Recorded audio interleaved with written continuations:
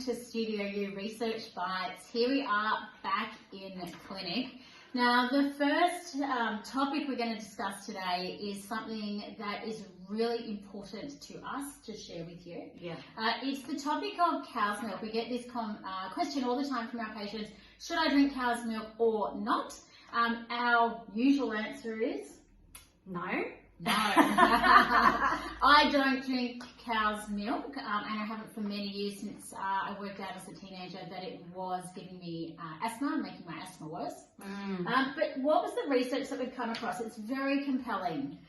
Yeah, there was an increased risk of breast cancer for those people that drank as little as a quarter of a cup or a third of a cup a day.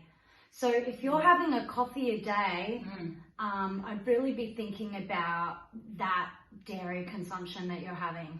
Yeah, and look, the nuts and bolts are these dairy cows are lactating. That's where the milk comes from.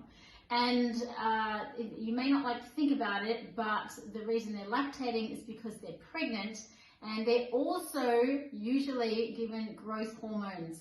And so when you're consuming that cow's milk from pregnant cows, you are also consuming the growth hormones, and that's what appears to be the cause of this increased risk of breast cancer. Yeah, look, and what we'll do is we'll put this study up in our Facebook post, because I think it's really compelling evidence and something that you should educate yourself about, especially if there's a family history of breast cancer that is stimulated by hormone-sensitive breast cancer. And you know, any other sort of estrogen-related disorders like fibroids, heavy periods, you know, there's many other estrogen-related disorders that I'm sure would be potentially made worse by consuming non-organic cow's milk. Okay, so send us a message if you'd like more info. Thanks.